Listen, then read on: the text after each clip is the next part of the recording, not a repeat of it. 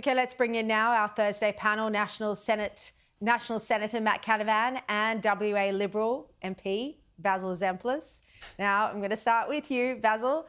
Breaking news this afternoon that WA Liberal leader Libby Mettam is standing down, this after a poor performance at the state election on March the 8th. Basil, tell us live here, are you going to throw your hat in the ring for leader of the Liberal Party in WA? Well, firstly, Sherry, good evening to you. And Matt, you never told me it was going to be like this, and not this quickly anyway.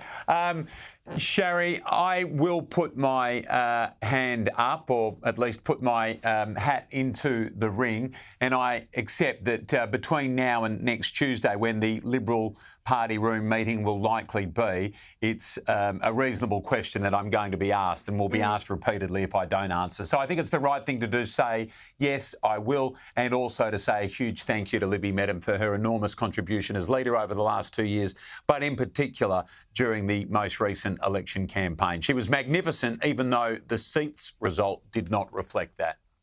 Well, big news there. Basil Zempilas will be running for leader of the Liberal Party in WA. Basil, Libby has said that she would like to be the deputy leader of the Liberal Party. Would you like to have her as your deputy? I really welcomed that news from Libby today. I think that's hugely important to me if I end up being the leader, and hugely important to our lower house team. Libby will be the only member of that lower house team for the Liberal Party in the West Australian Parliament with parliamentary experience, and clearly that is going to be important. I've always enjoyed working side by side with her, particularly through the campaign when we got to do it quite a lot. It felt tremendous. I think it was effective, and we enjoy each other's company professionally. And the prospect of working side by side with her to hold this Labor government to account is one that I'm really looking forward to. So, yes, I absolutely welcome that news from Libby. I mean, she blamed leadership instability as a factor for the poor showing at the state election. Do you agree with that assessment? And I mean, there has been at least reported rivalry between the two of you. So do you accept any responsibility for this? Sherry, there are things that I can't control, and clearly I have been the Lord Mayor of the City of Perth, and I have had a high profile in this city because of my 30-year broadcast career.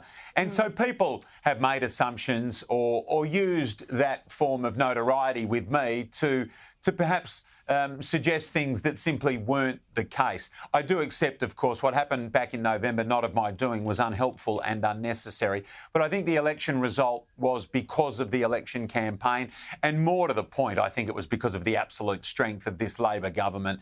And so I think people have seen those events as quite separate. And the last thing I'll say is, as Matt would know from having observed closely, it's a convention of the Liberal Party right around Australia that after an election, all leadership positions are spilled. I'm not in control of that. And Libby has decided not to put her hand up for leader. And so now, having been asked, will you put your hand up for leader? I am saying, yes, I will. All right. Well, if she is blaming leadership instability for the result on March 8, and if she becomes your deputy, I guess you have to hope that there's no white anting going on there as revenge. Matt, any advice for Basil? Do you think you'll make a good Liberal leader in WA? No, I think I've lost pretty much every leadership. I haven't challenged myself, but anyone I've been involved in. So all the best to Basil. I mean, we might be saying goodbye to him. This might be his last hurrah, but I do wish him all the best over there in the West, because I think, I've got a great love for the Western Australian people. I spent a lot of time there as Resources Minister. And I think Basil's right that the Labor government kind of got re-elected because Western Australia has benefited from what has been an amazing commodity price boom the last couple of years. But that's ending, that's receding. And I don't think this Labor Party government over there is doing enough to attract new investment. They haven't been able to settle the North West Shelf with the federal government. We might see more about that next week in Canberra.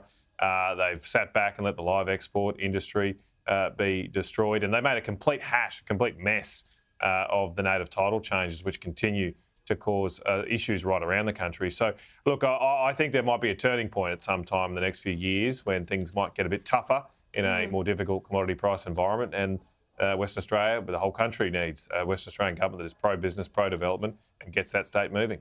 All right, let's have a look at some of the other stories around today. Now, no one could have missed Albanese and all of his Labor ministers absolutely smashing Dutton for attending a fundraiser 4 days before ex-tropical Cyclone Alfred hit. But now today it's been revealed that Albanese himself attended a fundraiser on exactly the same day.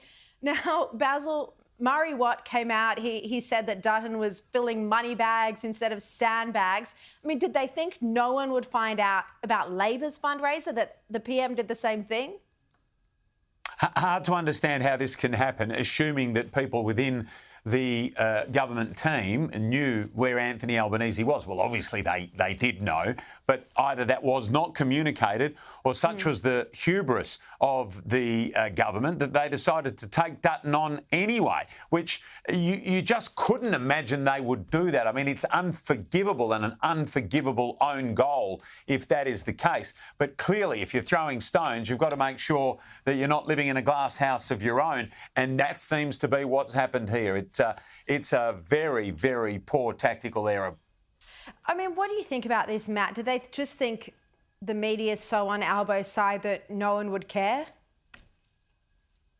I think it's probably a lack of communication. One, the left hand didn't know what the right hand was doing, but bad luck, it's blown up in Labor's face. And maybe they should drop all this hydrogen stuff and instead focus on producing electricity from hypocrisy. They have a complete unlimited supply of that in the Labor Party at the moment, and maybe that would be the solution for us all. And, I mean, Peter did nothing wrong, and look, I'm not going to. Anthony did nothing wrong. You've got to go to fundraisers in this job. It's part of running a campaign, and this was 4 days before the cyclone hit. And I think now that we've had a few weeks in hindsight of it all here, and I'm sitting here in Brisbane, been up in Toowoomba today.